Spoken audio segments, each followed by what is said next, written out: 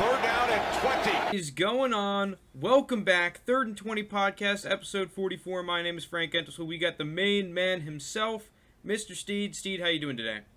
Yo, what's up? Finally back in the crib, so I have better Wi-Fi. No lagging, no people cutting down trees and cutting down grass. So should be a smooth podcast today. Yeah, for all of those who don't know, during recording last episode, there was a very aggressive lawnmower going on, which definitely screwed things up. We had to re-record, but regardless, let's get right into this. And the first thing that we have going on today is Steed. You went out and you did a mock draft. Let's see. I'm trying to get this on the screen here. I don't know why it's all not showing up. All right, you seeing that? Yeah, we should be good. Yeah. Okay. Steed, why don't you take us through your mock draft real quick? And just kind of don't say every pick, but just kind of go over some of the highlights in your opinion. Okay, well, I think I could skip the first two now that the Jets also traded away Sam Darnold. They're obviously taking a quarterback at 2. 49ers, I think, is the first big pick to talk about because, like we said last week, when they traded up to 3, obviously they're trying to get a quarterback here, and the argument is it going to be Justin Fields, Mac Jones, or Trey Lance? We're Mac Jones truthers. I at least think he fits that offense perfectly. He can start day one. They can get rid of Jimmy G, and I still like Mac Jones at 3. Falcons just take best available. Bengals, I think Penei Sewell, even looking at more tape on him, he's the best player available at this point to me still. And, to shore up that O-line for the Bengals, I know they just picked up a couple pieces. People like Sewell only come around so often. He's 6'6", and he's huge. Just give me him. Dolphins, now this is a question, because Dolphins traded back to 6 to target one of the 3 guys. Now they get to choose 2 of them. This is my personal preference. I'm more of a Jamar Chase guy than I am Devonta. I think Devonta's a great player. I think they're 1A and 1B. But I like them taking Jamar here. And then that leads me to the Lions taking Devonta Smith. You just lost Galladay. You lost Marvin Jones. You got Jared Goff. You're Detroit, first of all. You have no weapons. Jared Goff needs weapons to succeed. Just take Devonta Smith, a very talented receiver, get something going. Now, the Panthers, this is where it gets interesting. Now, we originally had the Panthers taking a quarterback, but now with Sam Darnold, I think they can kind of just look BPA, maybe keep on that defensive trend. I was thinking about going corner here, but I'm still huge on Micah Parsons. I know all the rumors coming out, but I haven't seen much more about that. I think he's a great pick here. He's a tremendous athlete. Just pick up the best player available in this spot for the Panthers and move on. Now, this is where it gets a little spicy. Listen, I'm not a big Drew Lock fan. Never really have been. I love his arm. He's been shoddy a little bit in the NFL. He's had some really good games and he's had some really bad games. And if I'm the Broncos sitting here at 9 and I got Justin Fields on the board, Justin Fields doesn't have to play day one. I can start Drew Lock. But I'm the Broncos who haven't had a quarterback since Peyton Manning. I'm looking to get my franchise guy, and I think I can see that out of Justin Fields. I'm going to take value here. I'm going to pick Justin Fields, who I still have as a top 10 player, and I'm just going to grab him here at 9 and hope, use Drew Lock as a bridge for him and then move on with Justin Fields. Cowboys, I got them taking a corner. Originally, I had them taking Surtain, but mine's changed. I always favored J.C. Horn, but after his pro day and after looking more into him, the dude's an absolute stud. Okay, I think he's the best corner in this class. You're not going to miss with him. So I like J.C. here at 10 for the Cowboys, and you go on with that young secondary with Trayvon Diggs and J.C. Horn, and you just picked up Keanu. You're working on something there in the secondary that got totally thrashed last season. Giants. Giants here, I was thinking about taking O-line. Or taking Waddle here. But, I think the Giants are in a position where also, you could just really shore up that D-line because your defense, played really well towards the mid to late season last year, and I'm big on Jalen Phillips. Him and Kwity Paye are like both of my favorite rushers. I think Jalen Phillips is a very sure thing, and I like where he's climbing at on a lot of people's boards. So I'm taking Jalen Phillips here at 11. Get that done. Eagles here, I mean, we talked about it. The Eagles could literally get anything. I'm just taking a corner. Give me Surtain. Help out that. Chargers, no shocker there. Need to protect Herbert. Take Slater. Vikings, like I said, same thing. They need defense. Take the really good pass rusher. Take Kwity Paye. Here we go with the Patriots. Trey Lance is 6 on my rankings, but still, I can't put Kellen on in the first round still for me for some weird reason.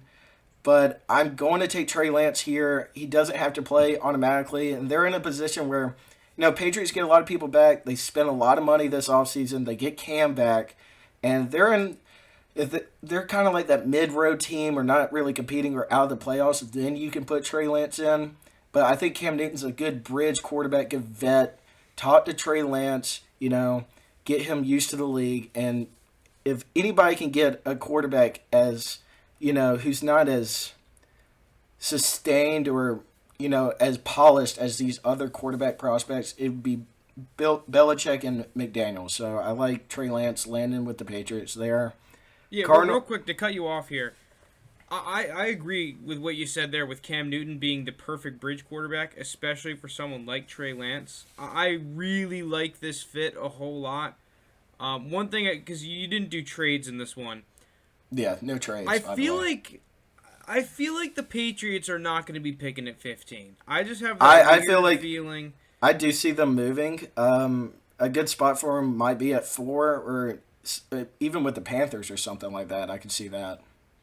I just wouldn't be surprised if they, try to trade down and then trade back up and then just start moving all over the draft to kind of get the guys and the picks that they want, especially because they don't have a third this year. So it seems like they're in a spot, they added a ton of talent in free agency. So they tried to solve a whole lot of their major needs there. Whether they're moving up, down, sideways, who knows? But I really don't feel like they're going to be sticking with this one.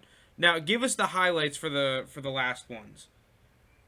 Last one's Raiders. I like this pick for the Raiders here. I mean, they need help on defense. They made a couple moves in the offseason. I know they lost 60% of their offensive line, but Owusu Koromoa is just too much of a beast at linebacker to pass up here at 17. So I feel like you got to take him. Yeah, he's the type of player that the Raiders like. They take big school, high character, work ethic kind of guys. I actually wouldn't be surprised if he went earlier, Owusu Koromoa, but I don't really know. Linebackers, it's always weird because we both really liked Patrick Queen last year, and Patrick Queen ended up going in the mid-20s to the Ravens, and we both thought that he was a guy that wouldn't be past pick 20. Yeah, I mean, linebackers are always tough to judge, so here at 17 would be a steal for him. Another, just a highlight pick is the Bears. They lost Fuller. Seeing more of Greg Newsome. Listen, he's number 3 in corner. He's kind of like competing for me to be 2 with Surtain. I really like Greg Newsome's game. He's physical. He's athletic. I think he has a lot to offer with the Bears, especially that defensive scheme. I like that pick for him to replace Fuller. I like that a lot too, with the fit of replacing Fuller. Get a hard-nosed, good coverage guy. Him and Jalen Johnson would be really nice. Yeah, that would in be the secondary. Scary. Like a nice, cheap, super talented secondary. Eddie Jackson too. Like, damn, that would be a nice little fit if they don't like the quarterbacks on the board. Yeah, another kind of a shocker pick, I think, would be like the Jags doubling down and taking a receiver here. Maybe a little Rondale Moore. I was between him and Kardarius or Toney. And, Frank, we talked about it before. We just kind of like his game, his all-around game more. I feel like, especially if you get Urban Meyer's going to be there, and I think Rondale Moore kind of like just seeing what Urban's done at the college level and his scheme, if he brings any of that over, Rondale Moore kind of fits that personnel very well. Brown. Also, Rondale Moore tearing up Ohio State as an 18-year-old might be a little bit of a nudge to Urban Meyer being like, okay, I saw this guy destroy I remember this guy. the team that I was coaching beforehand. Yeah, maybe because I can see why Jags fans wouldn't want Rondale Moore or just not even want a receiver because they have a lot of receivers. They picked up Laviska Shenault last year, but I can see it because I think that Rondale Moore is talented enough to where you don't really worry about position. I think the Jaguars in general should just handle this as BPA because you're taking Trevor Lawrence, and then every pick after that, I don't think you pigeonhole yourself into drafting a specific position. If you think Rondale Moore is the best player on the board and will make an impact, you just take him. Yeah. Browns. I think this is a good, interesting pick because Jason Oweh might not be as fundamental as some of these other pass rushers, but he's just such a freak athlete. This is a huge dude running at 4.4, and I just, you get someone with that kind of athletic ability and pair him on the other side of Myles Garrett. It could be, they could torment the quarterbacks. They could torment every offense they see. So it might be a little bit of a more of not a reach, but kind of a gamble at 26 taking him because he's a first round talent. I still believe that, but just is he going to be as polished? Is he going to have his up and downs? Yes, but what he could be, and to snag him here at 26, I think that's a great steal for the Browns. Has Clowney signed with the Browns? I know that they were kind of flirting with each other. Has that officially happened? I haven't heard anything about Clowney. He'd probably do the same thing he did last year, wait till the day of. But yeah, I haven't. Options. Yeah, but you can also have not enough line. Just roll them in and out. Another little highlight: Packers. I think you get a steal here. A guy that was targeted as a top 10 player in this draft and has been falling off the board because of his back problems and resurgence of some of these other corners. Kevin King sucked for the Packers. He did. He was terrible. And you got a star in Jair Alexander and a guy with a great athletic ability. And if his back thing turns out not to be a problem, Caleb Farley here at 29. That's an easy steal for me. Another pick. I feel like these are all kind of just whatever. Like Christian Barmore. Just get a solid player for the Bills to help. Stop the run game and then get a little bit of pass rush. You need to build up that D-line. I feel like the defense was kind of letting down the Bills a little bit last year, especially Definitely. You saw that in the AFC Championship. So just, you're going to get what you get out of Barmore. You're not going to get a superstar, but you're going to get an above-average player who's ready to play day one. He's from an SEC school. He's from Alabama. He's from Nick Saban. I like this fit for the Bills. No, I completely agree with that. I think the Bills, one thing that I got from the Bills this offseason is that because they signed Sanders, they brought Isaiah McKenzie back, it really feels like they're looking to forego an early round pick on a receiver, which we kind of both felt like they could use but not necessarily needed. And I think that they're trying to just open the door so that they can take D-line, because their D-line, especially in the middle of last year, was a huge problem for this team. Yeah. And they also need a corner. So where they go in the first and the second, I think, does depend on the board.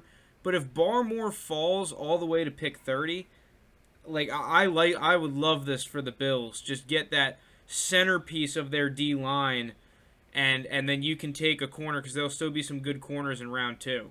Yeah, because I also played with them getting a corner. I like Aaron Robinson, who you see I got the Bucs taking, because I think the Bucs are at a point, you just won the Super Bowl. You got a majority of your team returning. Pretty much your whole team returning, especially on that defense. And, you can kind of just take whatever you want. Aaron Robinson, I think, is a very talented player. He's got a good build. He was a beast at UCF. And, just pick up another corner there. But I played with him going the Bills. Also played with the Bills taking Basham. But the thing about Basham is I like Barmore just more, And yeah, I would too. I think that Barmore, in terms of a guy that's going to make a year one impact, especially what the Bills struggled in, I think Barmore would be a perfect fit. I'm just not sure he lasts this far. I really don't know with Barmore. It seems like there are some guys that really love him and other guys that think he's a second-round player. Well, the thing is, I think the D-line is, especially in this first round, is pretty deep because you go Jalen Phillips, Gregory Rousseau, Kwity Paye, some Jason Oweh, Joseph Asai. he's in the mix with those guys. I just think teams might value those guys more just based off like more of a talent possibly. Really quickly, I think the Colts getting Cosme would be really nice for this football team. Where do you have? All right, so you have Darisaw going to the football team a few picks before. I think that Cosme is a guy that I would not be surprised if he goes in the top 20, just because these tackles are all so good. It also seems like we don't really. I think a lot more people think that the order of these tackles is more locked than it actually is.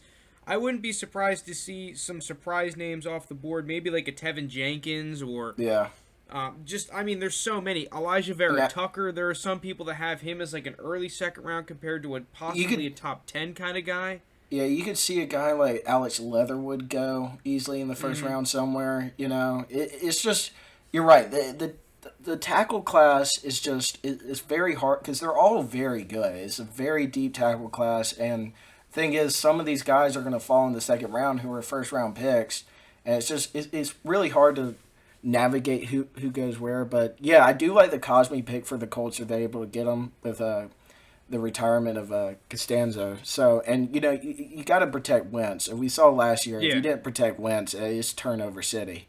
So, I mean, that's with every quarterback. But, I mean, that's pretty much my mock draft. Grade it what you will. Yeah, let's just run through it really quickly. I'm going to go in order. First pick, the Jags, T-Law. Second pick, the Jets, Wilson. 49ers take Mac Jones. Falcons pick up Kyle Pitts at 4. Bengals pick up Penei Sewell, the tackle out of Oregon, at 5. Dolphins pick up Jamar Chase at 6, wide receiver at LSU. The Lions pick up Devonta Smith. Panthers, Micah Parsons. Broncos pick up Justin Fields at 9. Cowboys, J.C. Horn at 10. Giants, Jalen Phillips at 11. Eagles, Patrick Surtain they're at 12 now. Chargers at 13 pick up Slater.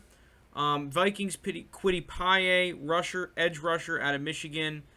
Patriots pick up Trey Lance, quarterback. Cardinals pick up Jaylen Waddle. Kind of surprised you didn't take him having a corner here, but I do kind of like it, especially for that offense. Raiders pick up Owusu Koramoah, the linebacker out of Notre Dame. Dolphins pick up Gregory Rousseau, edge rusher out of Miami. The Washington football team picks up Christian Darrisaw, the tackle.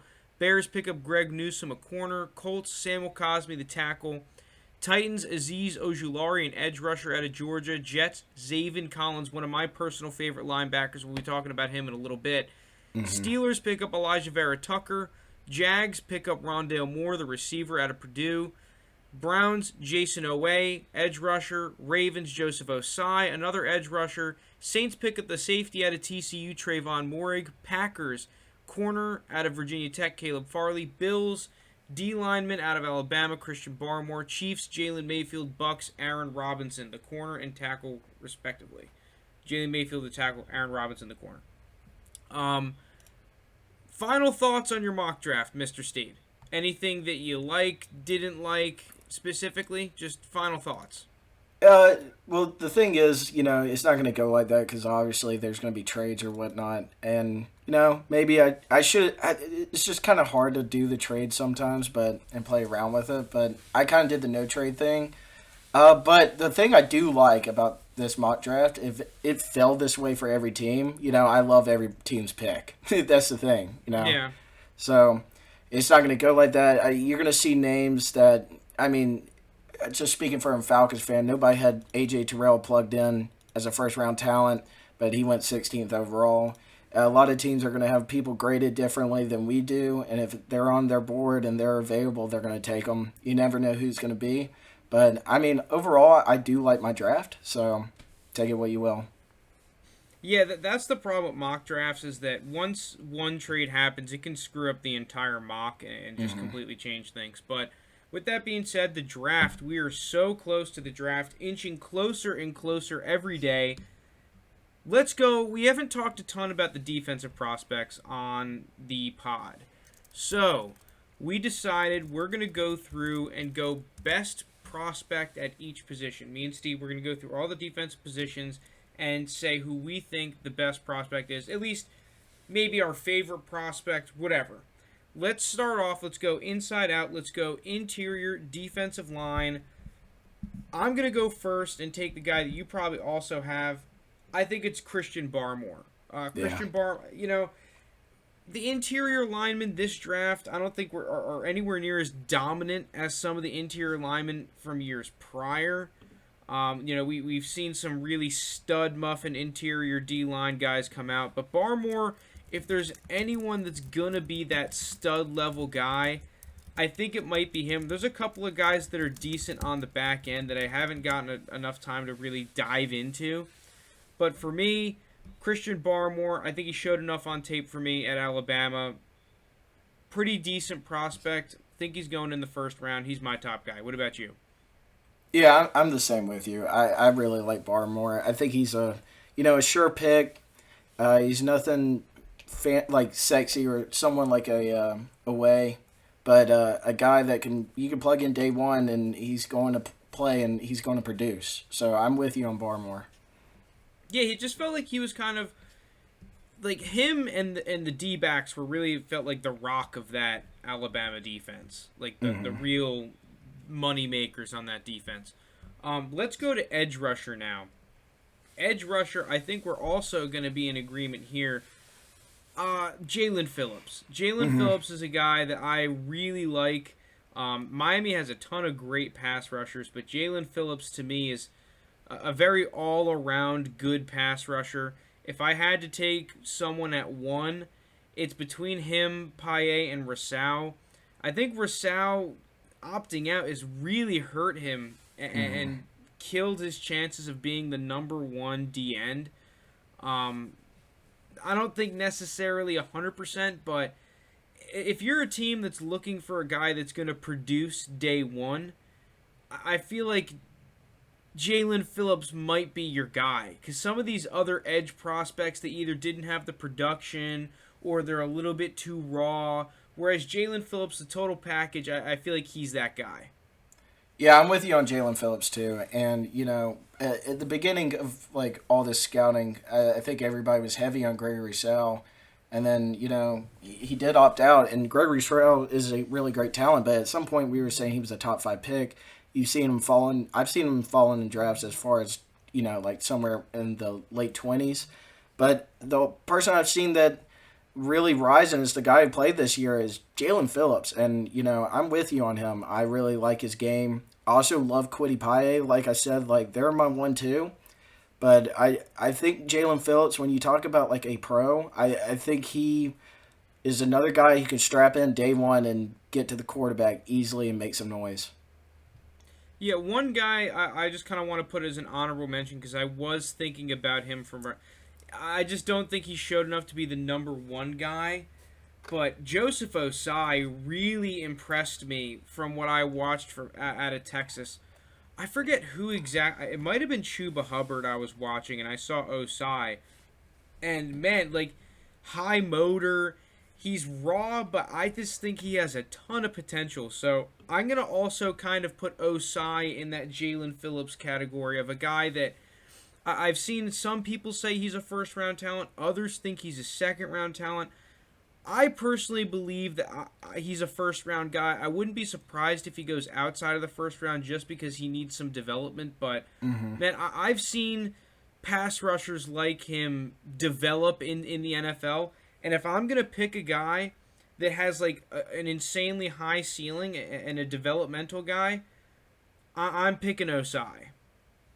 Yeah, I like that. I'm also kind of the same way with the way. It's just, the way he measures, He might have not had tremendous success in college as some of these other guys, but if you get someone that big that can run a 4.4, I mean, I can't turn my eye at him. Yeah, it's ridiculous. It's just crazy. All right, let's go to linebacker. I'm gonna start this one off because I thought about this a decent amount, and I just can't pass up on him because I remember thinking and feeling the same way about Fred Warner. A couple of years ago, I was really hoping the Steelers would pick him up, and I remember he fell to the Niners in, I believe, the 3rd or the 4th round. Yeah. And I just remember at that draft screaming at my TV, please, we need a linebacker, pick up Fred Warner. We ended up picking up Devin Bush a year or two later, so it's not that bad.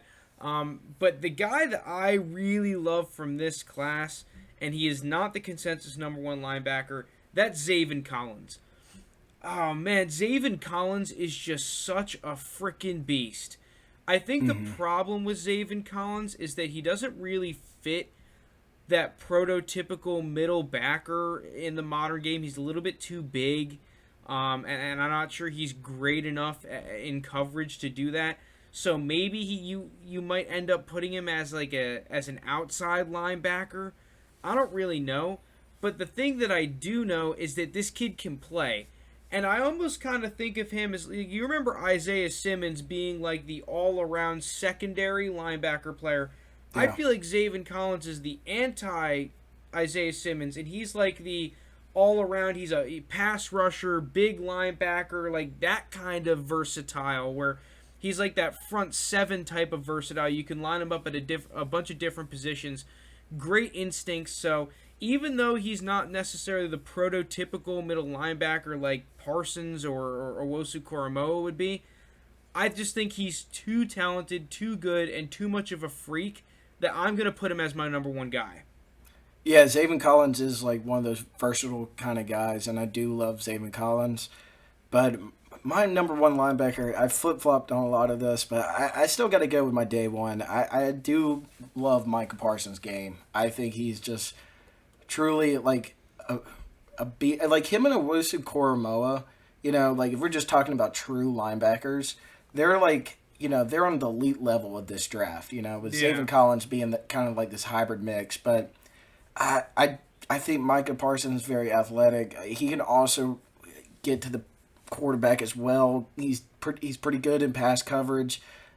He made all kinds of plays at Penn State. It kind of depends with the whole, it depends if a team wants to take a chance on him with the kind of things he got himself into or did or didn't do over there. I'm not too sure about it, but I'm going to stick with Micah Parsons as my one. Yeah, I think that him and Owusu-Koramoah should go before Zayvon Collins because they just fit this newer mold of linebacker where you're more pass coverage oriented, faster, sideline to sideline kind of guy because you see in the NFL, all these teams are motioning guys left, right, left, like all this misdirection and stuff that you kind of need a linebacker who can take a wrong step but then recover because he's quick enough and still be a factor in the run game but then drop back in the pass. So yeah, I think that these guys should go pretty early-ish in the draft. I'm going to say 100% go in the first round. I think they should both go in the top 25 picks, to be honest. Yeah. But yeah, I think that this linebacker class is relatively underrated. I don't think it necessarily has, because even Micah Parsons, I don't think he's necessarily as good as like a Roquan Smith. Oh, no. But there are plenty of really good linebackers, even on day two, because there are guys like Surratt.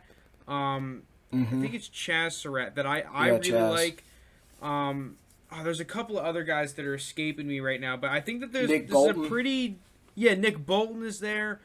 There's a couple pretty damn good linebackers in this class, so I think that I'm not hearing that necessarily from the public, but I do like some of these linebackers. But let's move on into corner. I think we're both going to agree on the same guy here. It's J.C. Horn.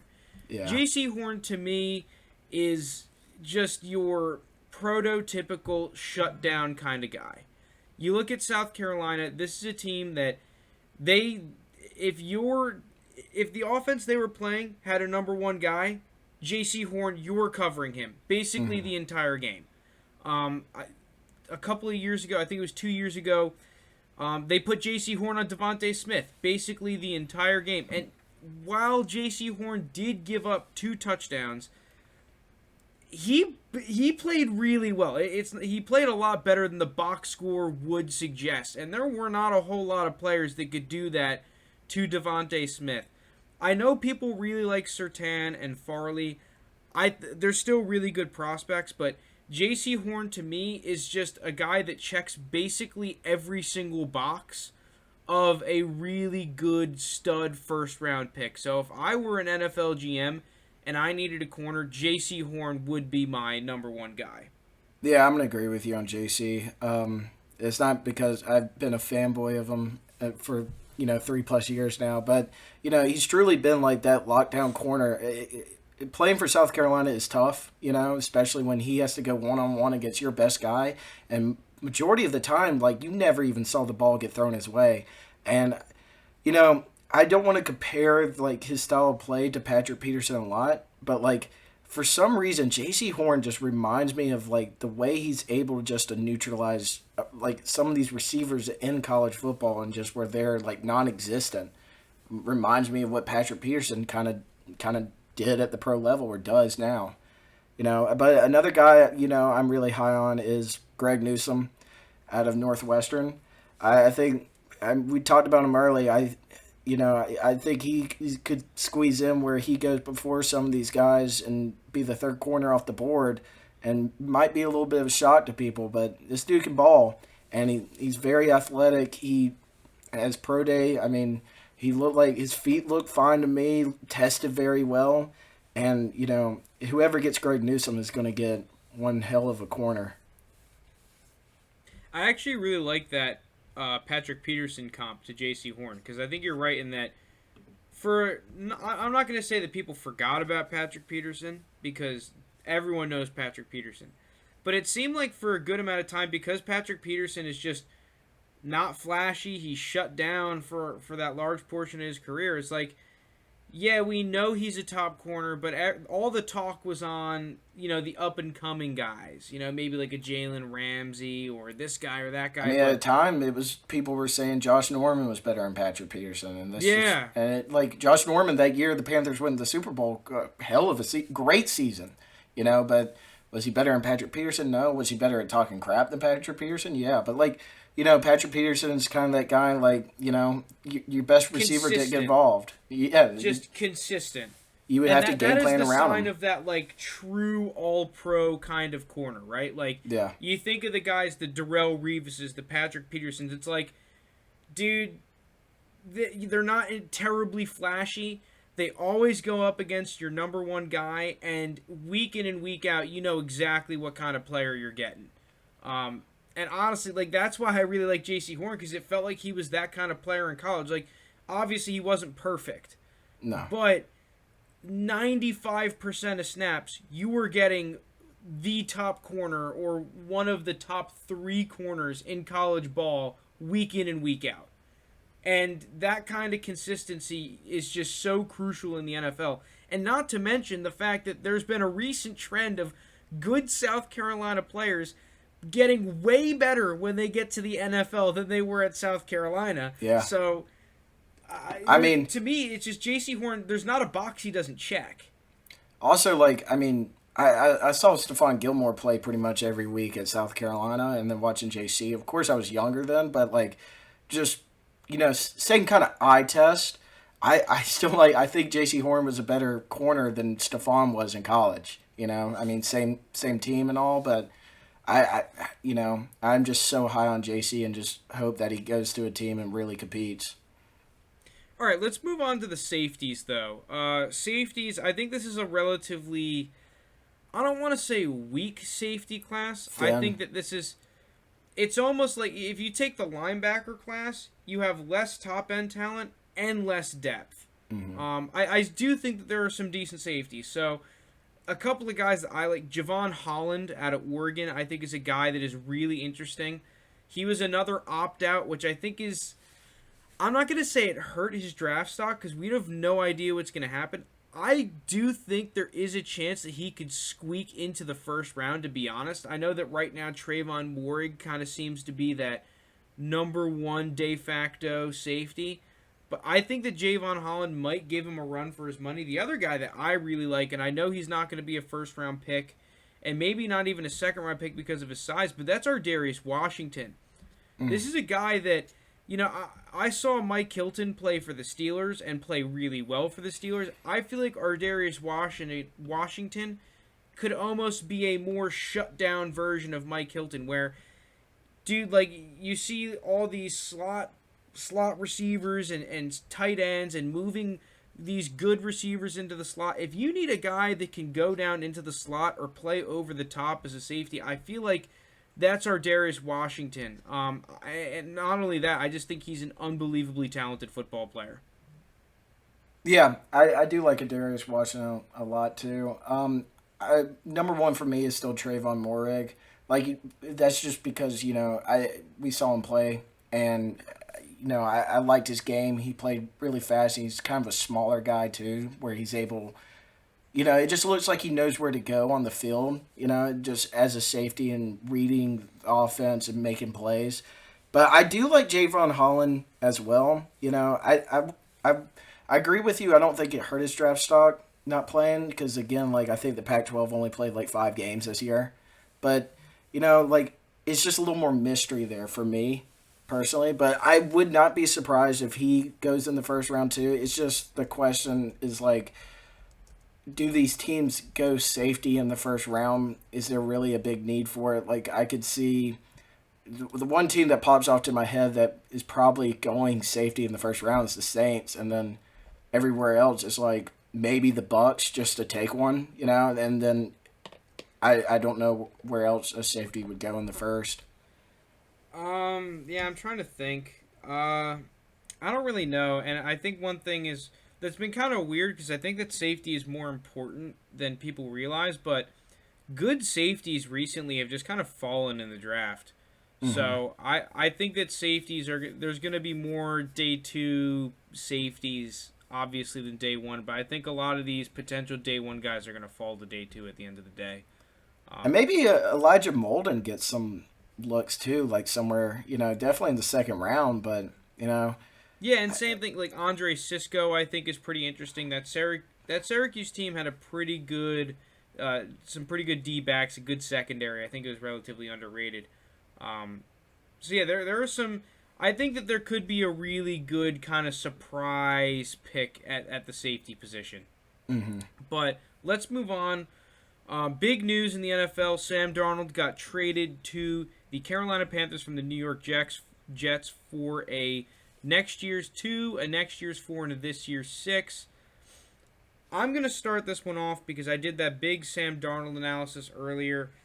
I think that this is a pretty good trade for both sides. I'm pretty sure in that Sam Darnold analysis we were saying that, well, there's not a whole lot of teams that really want a Darnold, but if there is one, it's the Panthers. I said Panthers, Vikings, and there's not really many other teams unless they get shafted during the draft that would trade for him pre-draft. He ended up going to the Panthers. I think it's a relatively win-win trade for both sides. Now the Panthers, they're not locked into taking a quarterback at 8, and I mean I think there's a good chance that the quarterback that they would want isn't even there, because it seems like it's a lock now for 3 quarterbacks to go all in a row, 1, 2, 3. I would not be terribly shocked to see a team like the Bengals or the Falcons or even the Lions trade down in front of the Panthers so that a team could take a quarterback. Especially the Lions. I think the Lions are a great trade down candidate. A team that, they're clearly not looking to heavily compete from a general management perspective because they've already traded away Stafford for assets and they're just hoping to get a team out there. Yeah, and 8 that Jared Goff contract. So, if I'm the Lions, I would probably be looking to trade down. Maybe just maybe to the Broncos or something. Because I think one thing that people aren't realizing is that if I'm the Panthers, I'm still not necessarily passing up a quarterback in the draft. Yeah. What do you think? I wouldn't pass them up, especially if someone falls that they like there at 8, But what if they have a top 5 grade on Trey Lance? Are you really gonna pass up on Trey Lance for Micah Parsons, even if you traded for Darnold? Me? I just think, if you're the GM. If I was the GM, I wouldn't have a top 5 grade on Trey Lance, so I'd probably take Micah Parsons just because I think he's a better prospect. Okay, what about Justin Fields? That's tough.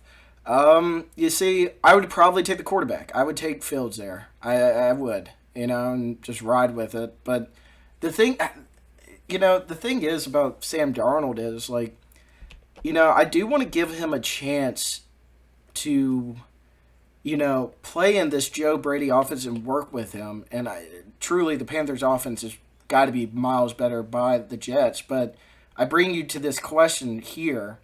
Did the Jets screw him or did Adam Gase screw him? Because I found this little bit of a stat where Ryan Tannehill, when he was playing under Adam Gase, had a 58 QBR. And then, or a PFF grade of 58. And then Sam Darnold had a PFF grade of 57. And now look at Ryan Tannehill. He's top 5 in that category. Do you think Sam Darnold could get somewhere around that? Yeah. I think there's two things that we have to look at, though, because people say that all of the Jets' problems were on Adam Gase.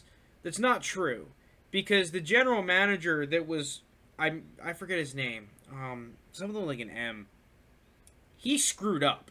He was like the first problem, because, getting rid of guys like Demario Davis and then drafting incredibly poorly.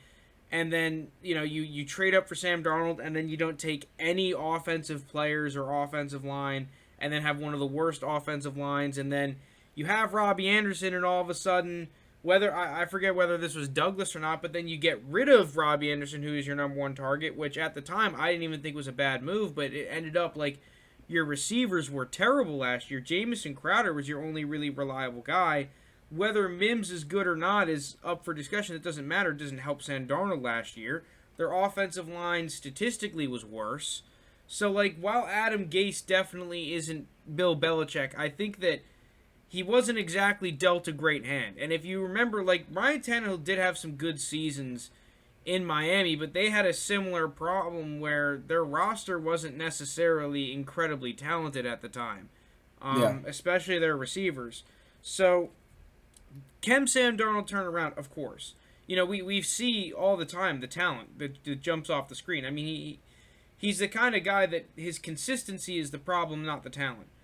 But I do think that we can't just sit here and say, oh, the Jets suck, Sam Darnold was not at fault. There were plenty of games where he was the one who screwed up the read. He was the one who didn't hit a wide open long ball for a touchdown. It's not like Joe Flacco didn't come in and pretty much outplay him. So I think that basically every single party is at fault. But it's a good move for everyone involved because, like you said, you get to go to Joe Brady and Matt Rule. I personally believe that this is one of the top coaching staffs in the league. Just looking at Matt Rule, Joe Brady, his pedigree, this is the kind of organization that is easy to buy into and believe in any sort of talented player because they seem like they have that emphasis on developing players. They have that attention to detail that some of the other coaches maybe don't have, or maybe it's just not on that level. I mean, Matt Rule, look at every single job he's ever had. He's never not had success. He's always turned the ship the right way. So I feel like you can only give him the benefit of the doubt. It seems like they've had a great plan up until this point, right? Year one, we completely revamped the defense, and we both said a lot of last season, this is an underrated defensive group. You give them a little bit more experience, it's going to be a good team. Now you just need a quarterback. I think that this is a great situation for Darnold. I'm just not sure that he's the long-term answer. I think that they more so did this because he was the cheapest good starter that they could possibly get, right? You didn't have to give up a huge price to get a really talented player, and they were really the only team that had the ability to do so, especially with the shrunken cap and be able to take his fifth-year option. But if I'm the Panthers, I think I still take a quarterback if one that I really like is there. Yeah, but it comes in if Darnold does play the second-round pick he was, or some up to par somewhere around that, where let's say the Panthers go somewhere around 8-8, 9-7. Sam Darnold has a really good year. And they draft a guy like Justin Fields this year. Are you on the verge where you're saying, well, Darnold impressed me, he's my guy. What do you do with Fields? Do you just trade him? I mean, I think that you can just have him chill. I don't think it's the worst thing in the world. Um, I Now I'm not saying that I'm locking in the Panthers to take quarterback. I think there's a better chance that they don't take a quarterback than they do. But at the same time, if you think that Justin Fields has the talent of Russell Wilson, how can you pass up on that? I think that that's more of the equation. Yeah, I mean that's true. That's true. If you have Justin Fields really highly rated and he's somewhere that you have to take him. So I think I'd rather be in the position that I have two sick quarterbacks and I have to figure out what's going on. At least you have options. Then just completely banking on Sam Darnold. And what if maybe the Panthers don't go a quarterback in round 1, but then they pick up a Davis Mills or a Kellen Mond or a Kyle Trask later in the draft? I mean, that's another option as well, because it seems like Teddy Bridgewater's going to be on the move. Yeah. I think that it was a good move for the Panthers because now you have options. Now you're not pigeonholed, and now other teams have a tougher time of reading what you're going to do. You know, you don't have to do anything. You could just sit there and take the best player on the board now. And that's how I think every team should look at it. So I think this is a great move from the Panthers to put themselves in a position to do so. On top of that, if this pays off, it's huge. You know, like the risk reward is just so in their favor. Yeah, I agree. Let's move on, though. Let's move on into wide receiver rankings. The probably the last positional rankings that we might do. Maybe we'll do like a huge episode of all the other positions we haven't covered of our top 10 rankings. But let's do it. Let's get right into it. So while I'm putting this on the screen, Steed, do you want to go over your wide receiver rankings? Yeah, hold on. I'm pulling them up now. Okay, at 1, easily got Jamar Chase, and we all know that. And then 2, Devonta Smith. 3, this is when we get into little, like, because, you know, I don't know if I'm really a huge Jaylen Waddle guy. I know we talked about this last week. It's really tough for me, but I'm going to put Waddle at 3. I think his talent's just really good, and you know he's going to be a first-round pick, at least going to be a top 20 pick, and I would take the bait on Jaylen Waddle.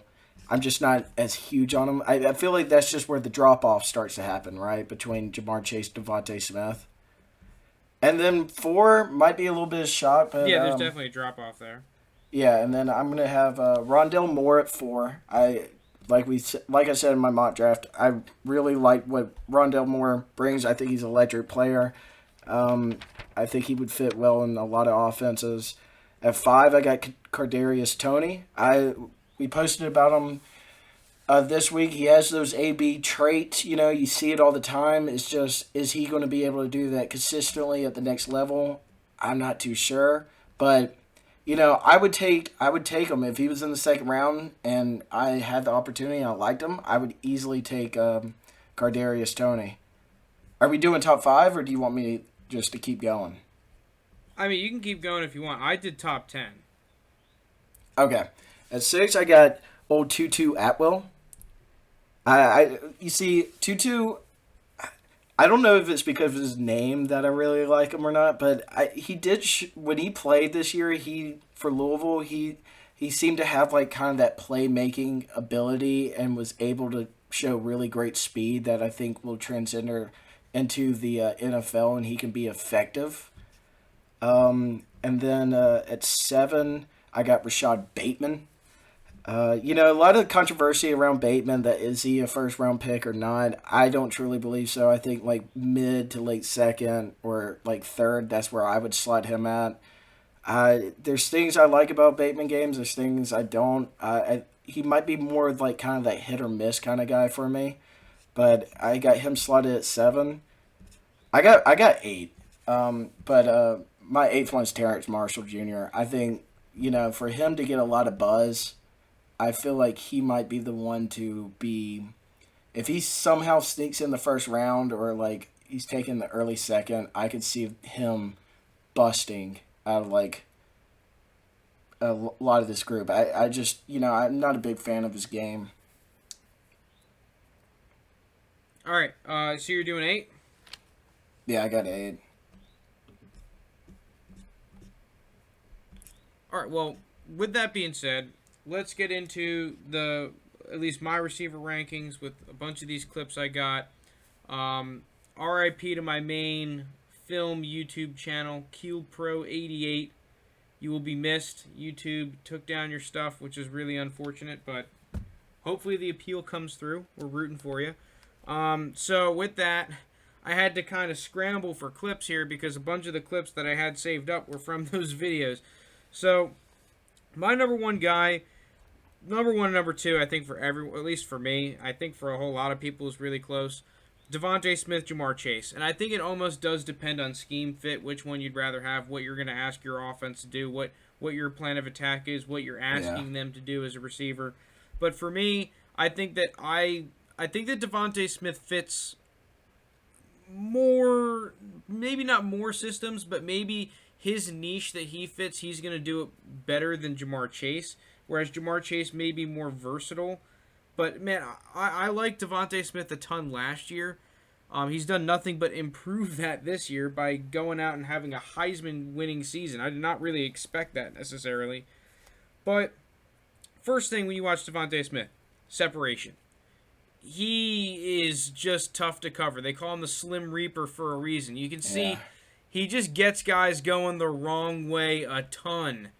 And the way that he attacks D-backs and how he attacks their leverage off the line of scrimmage is just really, it's like coach's tape.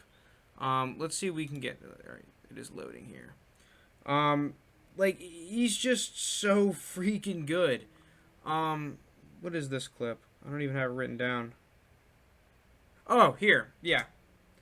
And not only that, he creates separation underneath, but he is a crazy vertical threat as well. If you watch any game against LSU, he completely torched Stingley, whatever his name is, one of the top young corners in all of college football. He absolutely torches him. And this catch is absolutely freaking ridiculous. Yeah, that's crazy how he's able to get up on that. Jesus. I think I have the picture. I'm going to try and share this picture real quick.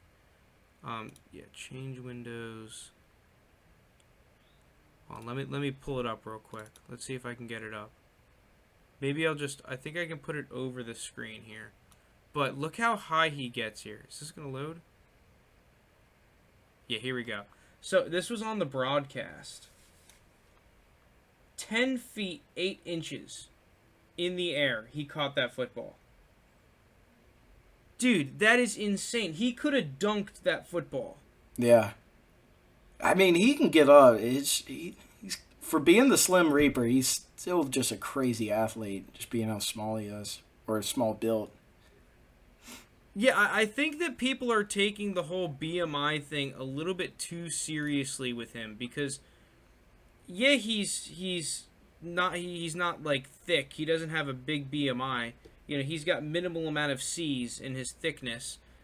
But the dude is still a tremendous athlete. Do not discount how much of an athlete he is. And it's almost like, I feel like he's almost, you see a lot of basketball players that now transition to tight end. I feel like Devonta Smith is now he's like the basketball player at receiver, where he's really slim, but he's got great ups, and he's got good feet. He's just really good with his body and body control in the air, reaching up for the ball, high pointing the ball. And I think that that's a lot more important than being, a bully out there in the modern game. So yeah, just the way that he attacks D-backs is really awesome, and I just love watching him, and I've liked him for a long time now. So we're going to see, there's going to be a little curl, and just, he sells this go perfectly, and this is why he is so freaking tough to cover one-on-one. Dude, you think easily he's going for a go here, because if you put on the tape of him running a go route, it looks exactly the same. Right? There is no tell. So he does this little shoulder dip. This is the the standard college receiver 101 release. Just attack the D-back, cut outside, dip your inside shoulder, and like, dude, he is selling this perfectly. And then bang, stops on a dime, throws even a little bit late, and then he makes guys miss when he catches the ball. That is like, crazy that he's able to stop all that momentum and just come back to the route like that. Oh, yeah, he's insane.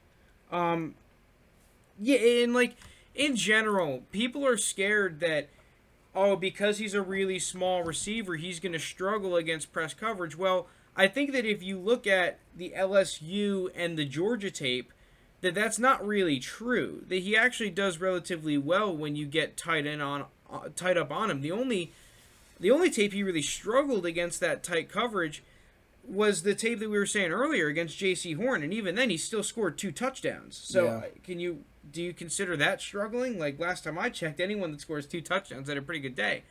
But yeah, you're going to see here he's at the top of the screen, and it's just tough to get hands on him. You know, it is tough to try and get your hands on him, and even when you do, he's still, like, he's so long that you can, like, he's like an octopus. You put the ball over here, he's going to catch it. You put the ball up top, he's going to catch it down low. Like, not only that, he's quick, he's got great feet. He is really good, what's it called? Like, tracking the ball location, whatever the hell you want to call it. And on top of the body control, I just feel like he's the total package. The only thing he's not is one of these, like, bully type of receivers. Yeah. That, like you see A.J. Brown, right? Where you're just basically moving the corner 10 yards and then doing a quick basic or a dig, catching the ball, and then breaking a couple tackles. Obviously he's not that, and if you're running one of those systems, like you can see here, right, he gets thrown to the ground. Like, he's obviously not the most physical guy, but I think that's Tyson Campbell. That's Tyson Campbell. Or it might be Stokes. One of the two. But like, dude, these Georgia D-backs were NFL quality D-backs, and they really had no answer for Devonta Smith. What is this last clip I had loaded up here? I don't even think I meant to put this on here, but you know what? I'll play it anyway. Look at this. Devonta Smith. He's just a beast. Yep, just go up and get it. And it's funny because I actually thought this was one of my weaknesses around him. I don't love him around the sideline some of the times. I think that his feet kind of get away from him and he loses track of the sideline, but it is nitpicking a little bit that. So yeah, let's get into number 2, and that's Ja'Marr Chase. Like I said earlier, I think it does depend on the scheme that you want. I think that Ja'Marr Chase and Devonta Smith equally have the same amount of concerns. I think I am a little bit more concerned about Ja'Marr Chase than I am Devonta Smith, which will come off as kind of a surprise. But I'll get into that now. Obviously, I wouldn't be surprised if Ja'Marr Chase went before Devonta Smith. I think it's easier to be sold on Ja'Marr Chase. The athletics, how well he did. Seeing him go up against corners that had success in the NFL, like on this clip, he's up against Trayvon Diggs, and he just kind of mosses Trayvon Diggs. Ja'Marr Chase, the first thing you notice about him is that he's not a 50-50 ball winner, because he turns the 50-50 balls into 80-20 balls, right? So, like I kind of said earlier, I think that Ja'Marr Chase, you can put him in an A.J. Brown-esque role where you're on a physical football team, but then he can do even more. Especially, like, I think he has a better route tree. I think he just has better footwork. Maybe he's not as good with the ball in his hands as A.J. Brown is, but he has better hands than A.J. Brown. Like, I feel like you're almost getting an A.J. Brown that's a better receiver in Ja'Marr Chase. So, Ja'Marr Chase, probably a safer prospect than Devonta Smith is to a certain extent.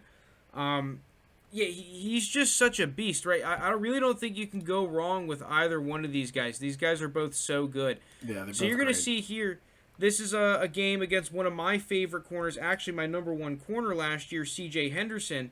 And this is exactly what I love about Ja'Marr Chase's game. Because C.J. Henderson was doing all right against Ja'Marr Chase, but this is where Ja'Marr Chase beats you. Because You know, if he's in one-on-one, this whole outside area of the field is such a threat in C.J. Henderson's mind. But Ja'Marr Chase can just do a quick little slant, and look how powerful he is when catching this football. Strong hands. It's like C.J. Henderson doesn't even phase him on this catch. You know, like, he obviously not bringing him down. And, like, that's the thing that in the NFL, like, will definitely translate in Ja'Marr Chase's game is just how physical he is. Like, he doesn't mind guys being around him. He likes to play physical. He almost like dares defensive backs to press him because he loves hand fighting them, and he wins it constantly at the college level. Yeah, he's figured something out in that where he's just got this whole key where he can just win that battle. This is unfortunate. I don't think my clip here saved up. But, yeah, just lastly, Ja'Marr Chase, I think that I have two slight concerns about him. One is that he does want to play more physical than, like, a finesse, which it's not even necessarily a knock on Ja'Marr Chase. It's just kind of a knock on receivers before him with a similar play style and skill set. It's that if there have been receivers that not necessarily bust, but weren't as productive as we thought, it is those receivers that just try to physically dominate the defensive back across for them. Because in the NFL, the D-backs are, like, physically way better. And if they're playing press man, they don't get beat as much over the top. And when there is a 50-50 ball, they're nowhere near as bad as a lot of college D-backs are. The other thing is just kind of in that similar vein is just his release a lot of the time is just kind of, I'm just going to move you. And I think that maybe this is a personal preference. I just kind of tend to like guys that beat defensive backs off of the line with good footwork and quickness and just really well-coordinated releases. And I'm not saying that Ja'Marr Chase's releases aren't good. I'm just saying that I think that he does rely on the fact that he's just physically better than D-backs a little bit too often. Yeah, compared to Devonta Smith. They're not as good as Devonta Smith. Like, you're right. That's something that he's probably going to have to work at in the next level, like you said, because these corners are not going to be, are going to be more physical and better than these players he's seen in the collegiate level, and especially he hasn't played in a year, and game action might come a little slow to him at first. But I don't know. So there's something about Ja'Marr Chase. Maybe it was just, him scoring 20 touchdowns in one season just really popped out. But, like, but it's the same with those two. 1A, 1B. You can't go wrong with either one. Yeah, these two guys are both my favorite receiver prospects to come out since that Julio A.J. Green class. And obviously, this is when I was younger and didn't scout anywhere near as much as I do now, but I definitely liked Julio a lot more than AJ Green. I was not necessarily high on AJ Green coming out. But both of these guys, they are unbelievably talented prospects. You can't go wrong with either one. I think that both of these guys should be off the board in the top 10 picks in April. I felt like I had one more thing that I was going to say about Ja'Marr Chase, and it's escaping me right now.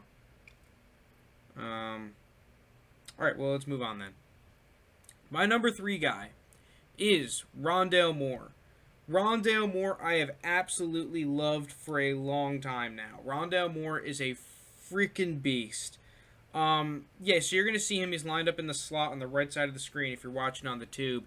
And he torched Ohio State this game. He is 18 years old, true freshman.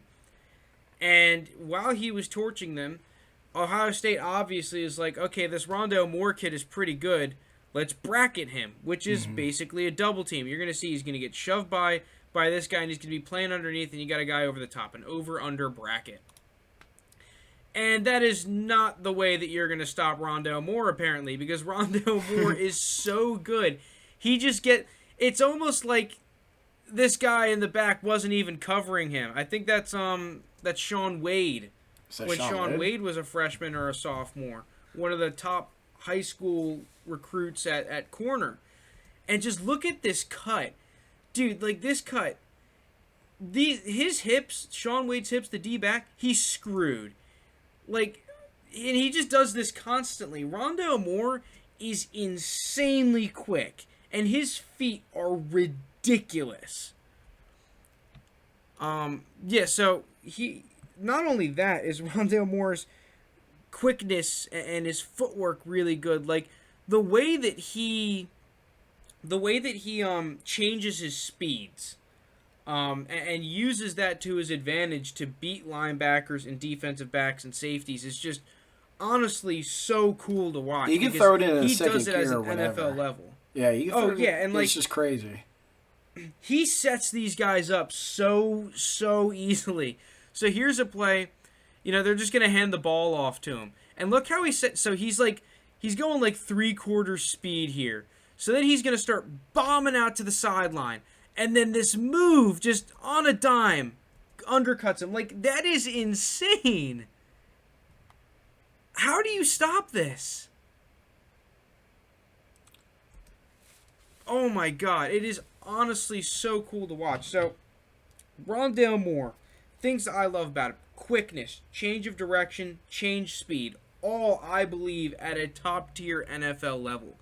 And not only that, like, dude, his routes are so good. So I saw this. It took me a while to find this. I think it's like a minute in here. Some of these routes from, I think it's this one here, from Rondale Moore.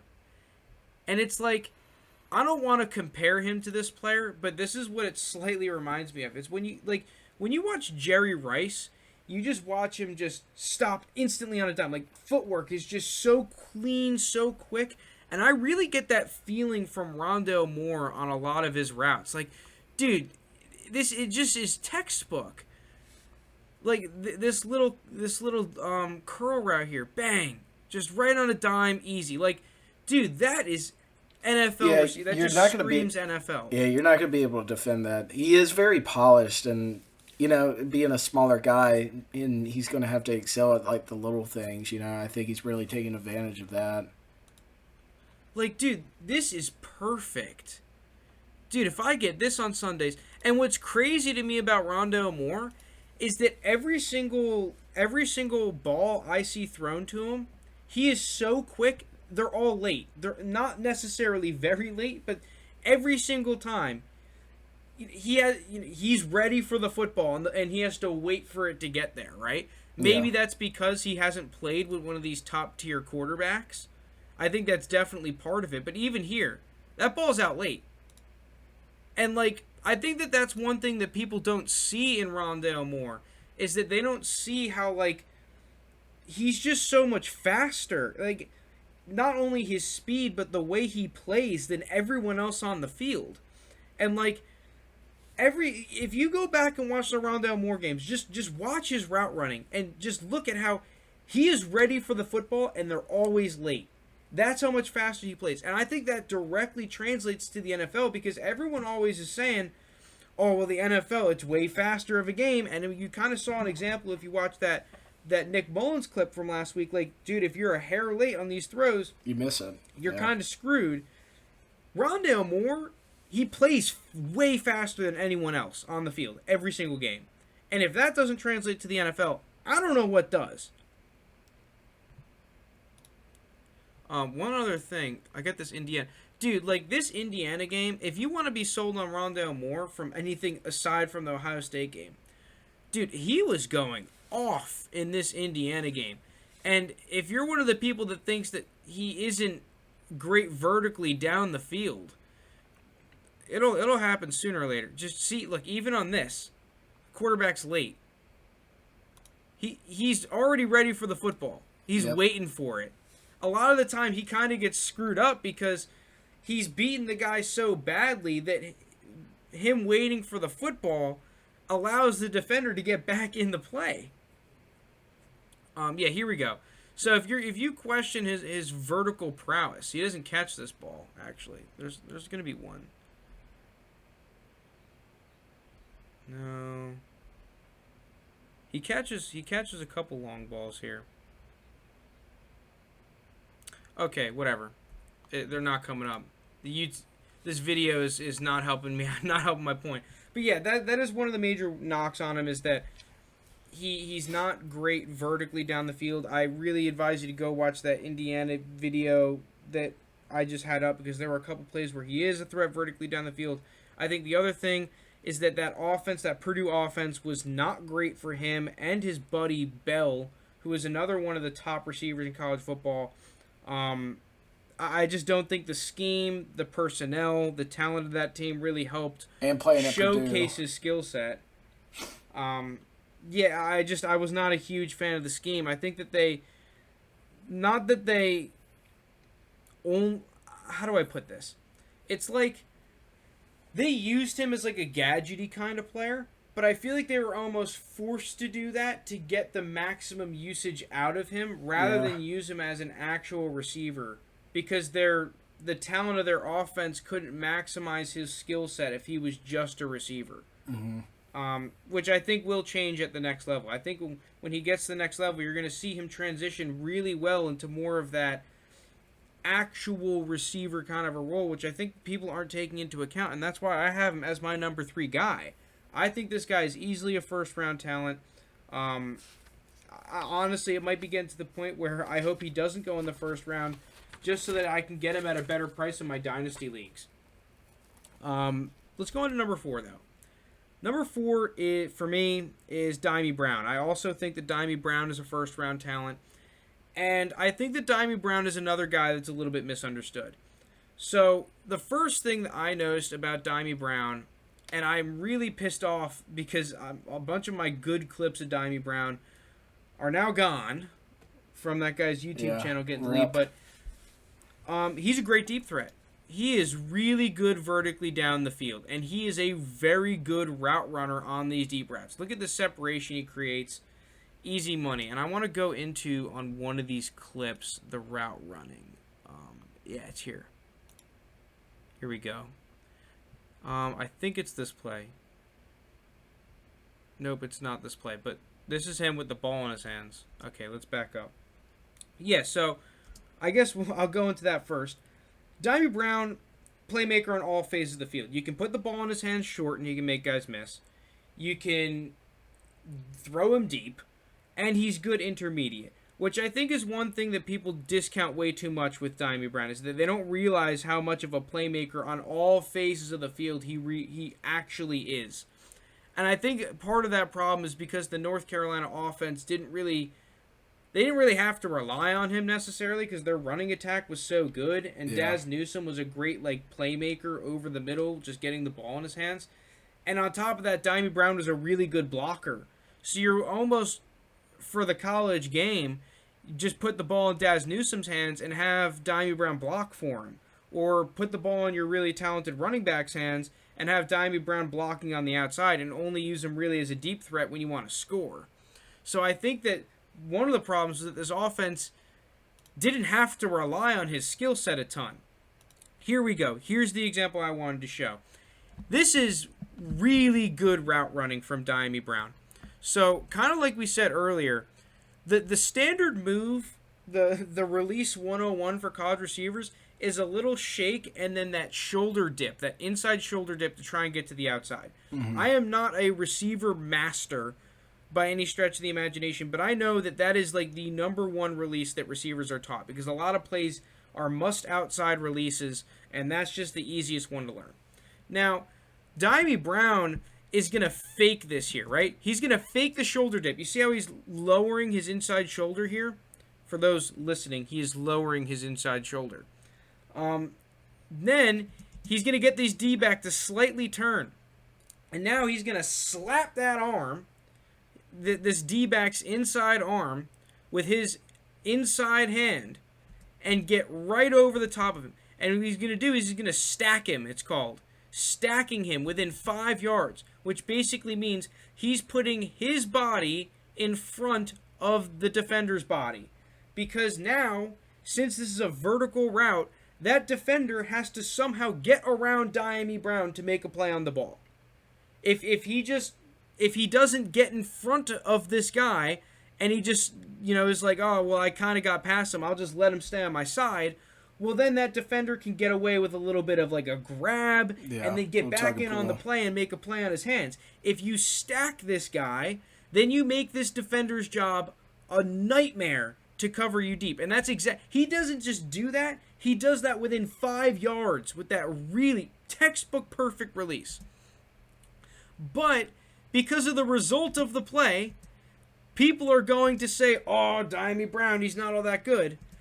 And the only reason he doesn't catch this ball, and this is something that Antonio Brown actually taught me, looking at stuff online, look at his head. On these over-the-shoulder catches, you are supposed to have your eyes locked in on the football the entire time. So you see, his eyes here are locked in on the football. But let me actually play this in slow motion. No, not quality. Playback speed. Bang. Look at his eyes. Takes his eyes off the football. He's too worried about getting yards after the catch and scoring the touchdown instead of keeping his eyes on the football. You see, he's looking straight ahead. And he just loses the football. It's basically just a focus drop. And now it's looking like that commercial with the chick with the phone. It's just like, she's just fumbling the phone. Yeah, that's basically what this has turned into. And I think a lot of armchair scouts like myself, and I probably used to do this as well, would say, oh, well, that's a terrible play. His hands suck. That's not his hands. That is purely a mental young player mistake that is going to be coached out, at least in my opinion, by any sort of halfway decent coaching staff at the next level. Yeah, you could easily fix that. Also, just look the way he got off the line and was able to get that open in the first place. You know, you got to take that as a positive. Yeah, so the clear knock on Dyami Brown from the community and myself a little bit is that he has way too many focus drops and drops in general. But if there's one thing that we've learned about receiver prospects is that these guys can develop that. Mm-hmm. Look at Devontae Adams, his first year in the league. He led the league in drops, and now he's a stud pass catcher. DeAndre Hopkins was a guy that struggled with drops coming out. That was the reason he wasn't drafted higher, was because people thought he couldn't catch the football. Now the guy has the most sure hands in the NFL. I think that if you discount Dyami Brown because you are worried about the drops, I just think that you're, at least in Dynasty League, you're missing out on a good player. I think that he's a first-round talent, personally. And not only that, you look at every other receiver in the draft, they also have hands issues. So I'm not sure how you can say, oh, well, Dyami Brown has hands issues, but then point out Rashod Bateman and say, oh, well, his hands are elite. Dyami Brown, this kid's really good. I don't necessarily know what his pro comp is, but I think that he is easily one of the most underrated players in this draft. Easily the most underrated receiver right now. His price in Dynasty is great. I think he's going in the first round, but if he doesn't, some team's getting a steal on day 2. Yeah, especially for a guy that hasn't been talked a lot and not getting enough love. You know, could be one of those shocker picks, in the first or second round. I think he's just... You talk about these people that really want that alpha number 1 X receiver, and I think they're pointing to all the wrong guys. Like, Rashod Bateman, I think, is all right. I have him on my top 10 list, but clearly he's not my top 5. I just think he has too many issues. Terrace Marshall, I don't even have in my top 10, mainly for different reasons. I'm not a big Terrace Marshall fan. I didn't like his production on the outside. I think he was more inconsistent than people actually realize. I think he's not a high-effort guy, whereas Dyami Brown, I mean, this dude takes pride. All these North Carolina kids take pride in blocking and are extremely high-effort, high-motor kind of guys. I think Dyami Brown is legit. Number 5, though, Jaylen Waddle. Not really sure a ton needs to be said about Jaylen Waddle. I guess I'm going to have to defend why I don't have him higher. But if you live under a rock, Jaylen Waddle is extremely dangerous. And this is how dangerous he is. So you're going to see Georgia screws up this coverage, and they don't pass him off correctly. You're going to see these 2 defenders here up top on your screen. They're going to get confused. And they both go to Devonta Smith. They both initially start covering Devonta Smith. You see, they're looking at each other like, who do you have? Who do you have? Yeah. And if you do that, Well, Jaylen Waddle's going to burn you, and he's going to burn you for a touchdown because any sort of false step is going to result in a touchdown for Jaylen Waddle. And that is especially true on double moves. This guy is like the double move king. Okay, this is the wrong clip. Man, I really did a poor job of ordering these clips. I'm really sorry about this. Here we go. This is the clip. He's the double move king. Just one step, the safety bites a little bit, bang, easy touchdown. It creates like 5.5 yards of separation. You're not catching it. Golly. And he had to stop too and picked it back up. Oh, yeah, he like that's an underthrown football. So, yeah, take a look at this safety here on the right side of the screen. Yep, you're done. See ya. Jaylen Waddle's gone. That's how dangerous he is. And if you look on the clip that I accidentally played once again, this is kind of Jaylen Waddle's game, right? Get him in space, use his quickness, get him open on this, like, basically a whip route, an extended whip route.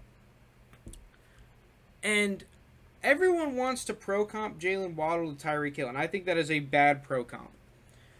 Jaylen Waddle does not want to play physical. He wants to play fast. I think a better pro-comp for Jaylen Waddle is like a T.Y. Hilton. Because T.Y. Hilton is a very similar type of player. He's a huge threat vertically down the field. He's good with the ball in his hands. And he's the kind of guy that wants to beat you with speed. So if I'm a Jaylen Waddle fan, I don't want him to try and beat Tyreek Hill. I don't want a team to think he's Tyreek Hill. I want a team to think he's T.Y. Hilton and really take advantage of his skill set that way. And, you know, just make him a huge threat. If you see him one-on-one and they're playing back, just hit him with curls all day. And once you see that D-back start biting, then we double move his ass. Yeah. So Jaylen Waddle, I initially was lower on him because I didn't like his physicality. I think that he can kind of get bullied a little bit by D-backs, more so than Devonta Smith. But, man, he's just such a problem that you can't... I feel like it's hard to have him outside your top 5 because, my God, this guy is such a problem for defenses.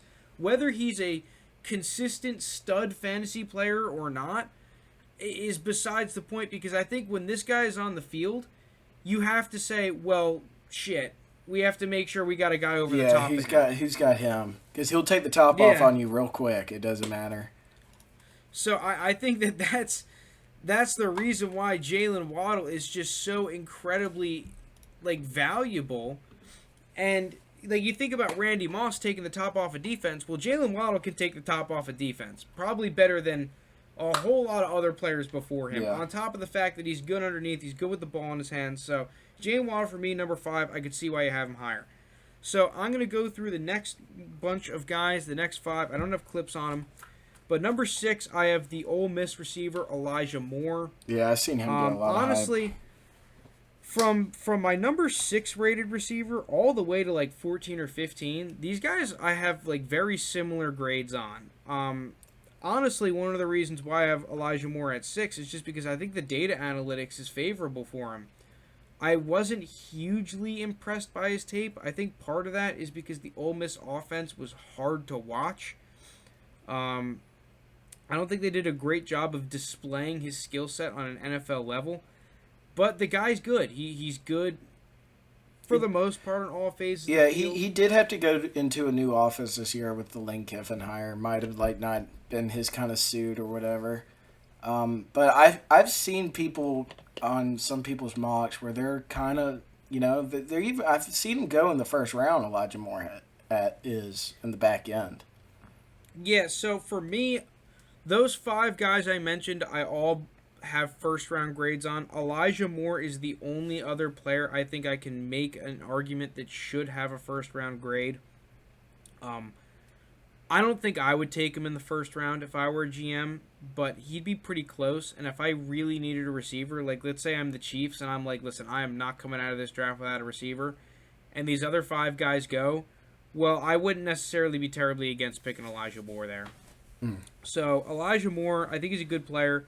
I mean, on top of that, it's just like you look at the route running clips of this guy in practice, and it is just insane. You do see it on tape. He's a kid who plays hard, so he's my number 6 guy. My number 7 guy is Tylan Wallace, and I'm actually a little bit shocked they don't have him higher because this guy kind of killed the pro day. and ran much faster than I thought. And that was actually the pro day time that I saw. I'm like, I'm not sure I can believe these because I did not see, like, he ran like a 4.39 or something that's on crazy. The pro day. And I did not expect that. I was worried this guy was going to run like a 4.6. Like, he just shattered it. A 4.39? Like, yeah, he Jesus just shattered Christ. it. But Tylan Wallace is a guy I have liked for a while. I think that there's definitely an argument that I could have him at my number 6 spot. If I were an NFL team, it really depended on what we were trying to do. You talk about Tylan Wallace, you got to talk. He's a 50-50 ball winner. I remember I was watching that Tulsa game, and their starting quarterback went down, and their offense basically just became, it's 3rd and long, we're throwing it up to Tylan Wallace, and it actually kind of worked. Yeah, I think that this guy is just, not only is he good like a 50-50 ball winner, he's got a good head on him. Like, he's good at finding holes in zones. I think he does a pretty decent job of setting up D-backs. I think the big problem I have with Tylan Wallace is that he kind of sucks against press coverage. Considering that he was being, like, he was getting pressed in the Big 12, and the Big 12 isn't exactly known for being great at pass coverage, so, like, that's kind of concerning. Or defense at all. Yeah, like, man, that really is tough, and for now, like, from a fantasy football perspective, a dynasty perspective, I believe in him. I think if a team gets him after the 2nd round, it'd be a good pick, but I am interested to see where he goes in the draft. My number 8 guy, it's going to come as a little bit of a shock, is Nico Collins out of Michigan. I liked Nico Collins coming into this year. I wasn't necessarily huge on him, but watching him at the Senior Bowl was like, wow, this guy's good.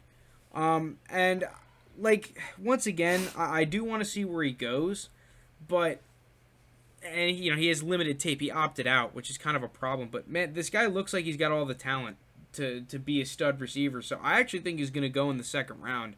And I think there's a decent chance he might go over Rashod Bateman. I don't know. I kind of like you, let's get into my number 9 guy, is Rashod Bateman. I think that Rashod Bateman has just been overhyped. Yeah, he's been really overhyped. I think he has way more flaws than people really expect. One thing I will say that I like about Rashod Bateman, he's great in one-on-one coverage scenarios. He's tough to cover. He's got good feet. He's got a good release. But the problem I have with Rashod Bateman is that every single area of his game outside of those 2 strengths is just really inconsistent. He's not a great vertical threat, but he's not bad. He's good with the ball in his hands. I wouldn't say he's great, as some people would say. Like, it's just very... He's good, but he's... Good only gets you so far. He's good, but it's like he's not good enough to sell me. You know, like there'd be a trust thing with Rashod Bateman, and I'm not risking that. And you know, the one thing is that everyone is taking Rashod Bateman, saying that he's an alpha number 1 receiver. Well, I actually don't think he is. I think he'd be much more suited as a number 2 receiver than a true number 1. You know, everyone's screaming, oh, well, he's Devontae Adams, he's Michael Thomas. Well, yeah, maybe at a ceiling case, but I don't see him breaching that ceiling, to be completely honest. We'll probably get more into that come like the actual draft streams and stuff. I'll get more into that. But Rashod Bateman, not huge on, but once again, like, I respect the fact that he's good, and I still have him on this top 10 list. And my number 10 pick, man, this is a crapshoot between a bunch of guys. I picked Kardarius Toney. Honestly, it might be Tamarion Terry.